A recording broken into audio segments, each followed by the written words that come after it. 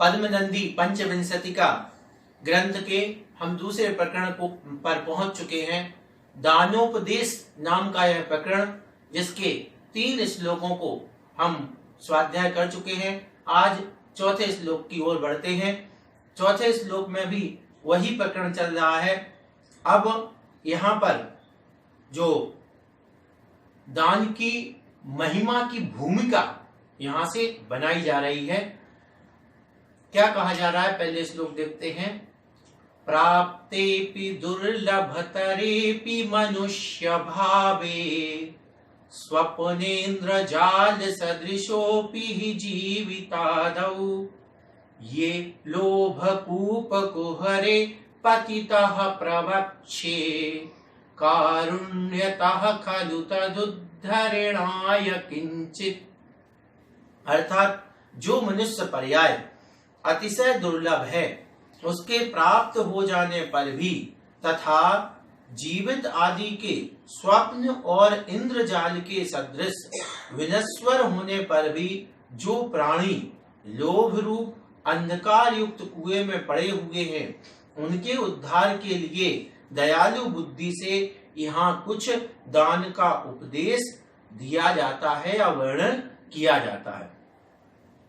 क्या मतलब हुआ कि जो मनुष्य पर्याय अतिशय दुर्लभ है, ये अपन कई बार समझ चुके हैं कि कितनी दुर्लभ है। फिर उसके बाद वह प्राप्त हो गई तो जीवन है और वह मनुष्य पर्याय है, दोनों जीविती यानी जीवन, जीवित जो लिखा हुआ है इसका मतलब जीवन। तो मनुष्य पर्याय और जीवित यानी जीवन, मनुष्य पर्याय और जीवन ये स्वप्न और इंद्रजाल के सदृश विनश्वर हैं। जैसे स्वप्न होता है, कितनी देर रहेगा, थोड़ी सी देर का होता है और सच भी नहीं होता है, सच का यानी यथार्थ नहीं है, वो एक स्वप्न है। इसी प्रकार से जैसे मैं मनुष्य हूं तो ये मनुष्यपना मेरा स्वभाव नहीं है, यथार्थ नहीं है, एक स्वप्न की तरह है। तो इसलिए स्वप्न के जैसे है मनुष्य पर्याय और जीवन। फिर इंद्रजाल के सदृश है, और इंद्रजाल जैसे कोई जादूगर होता है, तो जादूगर ने मान के चलो कोई धूल ली और धूल से सिक्का बना लिया, कागज लिया कागज से नोट बना लिया, ये कितनी देर रहता है, हाथ की सफाई, बस थोड़ी देर के लिए दिखाई दे रहा है, वो क्या होने वाला है, गायब होने वाला है। यदि कागजों से नोट बनने लगते तो वो रोड पर बैठ करके फिर ये कर्तव्य क्यों दिखा रहा होता, फिर तो वो नोट छापता ना, ऐसे यदि सच होता तो इसलिए इंद्रजाल एक माया की तरह है, क्षणिक है, जैसे वह नष्ट हो जाता है उसी प्रकार से बस यह मनुष्य पर्याय और यह जीवन क्या है, क्षणिक है। ऐसी क्षणिक अवस्था में और विनश्वर है, सबसे बड़ी बात उसकी तरफ विनश्वर है, जैसे वो नाश हो जाता है, वो नोट बनाया वो खत्म हो गया, वो स्वप्न आया और स्वप्न खत्म हो गया। इसी प्रकार से यह मनुष्य पर्याय ये जीवन भी पूर्ण हो जाता है। ऐसे में भी प्राणी क्या है, लोभ रूप अंधकार युक्त कुएं में पड़े हुए हैं। लोभ, हाय तृष्णा, काया बूढ़ी हो चली, तृष्णा हुई जवान, ऐसे में कैसे करे निज आत्म कल्याण। तो इस प्रकार की जो बात आती है कि वह लोभ बढ़ता जाता है जिंदगी में, और लोभ रूपी अंधकार युक्त कुएं में पड़े हुए हैं, बस लोभ लालच में लगे हुए, कल्याण नहीं कर पा रहे, उनके उद्धार के लिए, यानी क्या मतलब, लोभ यानी वो जोड़ रहे हैं, सिर्फ इकट्ठा कर रहे हैं, दान देने का मन नहीं है। तो उनको ये सिखाया जा रहा है यहाँ पर कि दान का क्या महत्व है, दान से क्या लाभ होगा। दयालु बुद्धि से यहाँ दान का वर्णन किया जा रहा है, उनको दयापूर्वक कि ये जोड़ते रहोगे तो वैवारंभ परिग्रहत्वम नारकस्यावसा, नरक चले जाओगे। इसलिए उनको नरक निगोद के दुखों से बचाने के लिए यहाँ दान का वर्णन किया जा रहा है। इस श्लोक में ये बातें अपन पहले भी पढ़ चुके हैं कि मनुष्य पर्याय क्षणिक है, विनाशिक है, इंद्रजाल के जैसी है, स्वप्न के जैसी है, ये जीवन भी विनाशिक है। इसलिए इस श्लोक से कोई भी प्रश्न बनने वाला नहीं है। इस श्लोक को यहाँ पर अपन सिर्फ इतना समझते हैं कि व्यक्ति का लोभ दिन पर दिन बढ़ता जाता है, तो ऐसे प्राणी को जो मोहांधकार या लोभ रूपी अंधकार कुएं में पड़ा हुआ है, उसको समझाने के लिए दान का वर्णन किया जा रहा अब है। इसी दानोपदेश प्रकरण का 5वां श्लोक, 5वें श्लोक में किस प्रकार से दान को एक नौका की तरह बताया जा रहा है कि किस प्रकार से जैसे समुद्र से तैरने के लिए नौका काम करती है, इसी तरह से संसार समुद्र से तैरने के लिए नौका काम करती है। श्लोक है कांतात्मच द्रविड़ मुख पदार्थ सार्थ प्रोत्थाति घोर घन मोह महासमुद्रे पोतायते गृहिणी सर्वगुणाधिकत्वात् दानम परम सात्विक भावयुक्तम।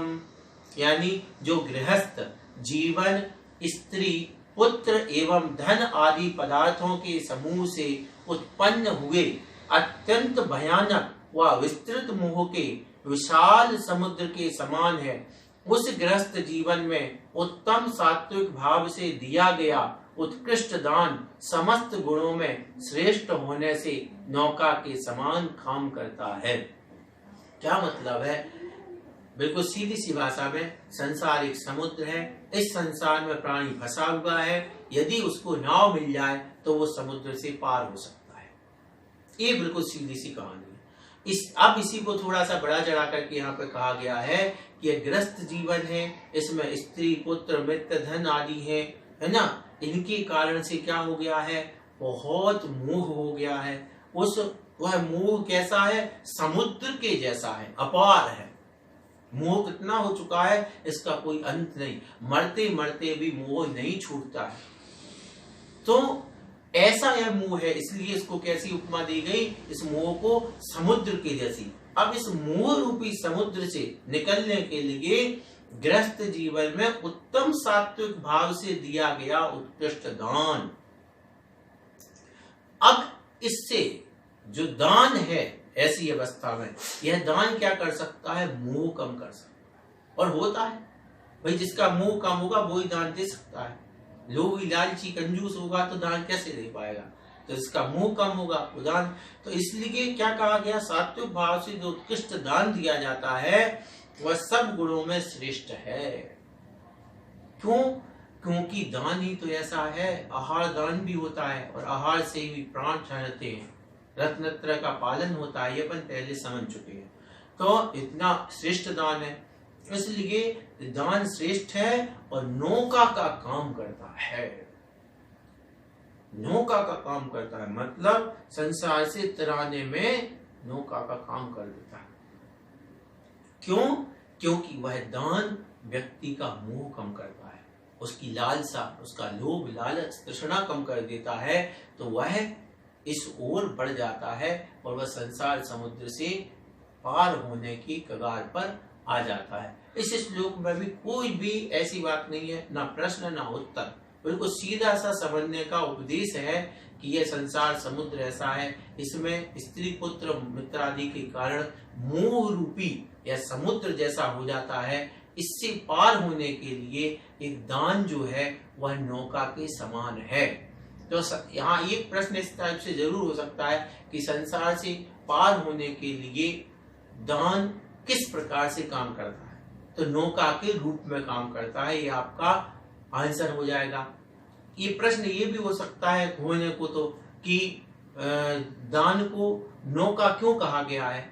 तो आपको उत्तर इसका बनाना होगा कि चूंकि यह जो मोह रूपी समुद्र है, यानी संसार में स्त्री पुत्र आदि के कारण मोह रूपी जो अपार विशाल समुद्र है उसको पार कराने में दान समर्थ है, इसलिए दान को नौका के समान कहा गया है। इस प्रकार से यह श्लोक बहुत सरल है। यह चौथा और पांचवा श्लोक आज अपन ने पढ़ा। इसकी आगे फिर कल